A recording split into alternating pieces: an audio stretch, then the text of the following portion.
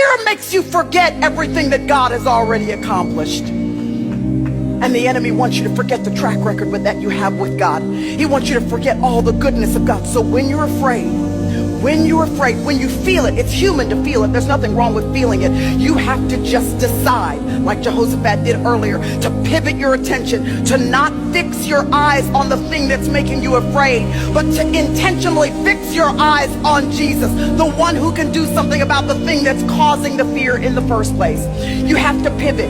It's intentional, y'all. It's not going to happen by chance. You're going to have to choose to focus your attention on the promises of God, on the character of God, on the victories that God has already brought you in your past, which is why one of the most important spiritual disciplines, it didn't start off as a spiritual discipline, it's kind of just something I was doing, but one of the most important spiritual disciplines I recognize now that I'm so grateful that I've done is kept a journal of God's work throughout my life. Listen, if you've never started doing that, I'm going to encourage you to do it now.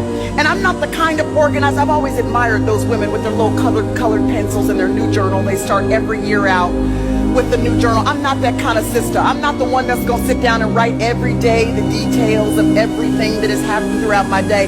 That ain't happening. But when something happens in that month or 3 months later where I see the hand of God orchestrating events that other people would call coincidence, fear makes you forget everything that God has already accomplished.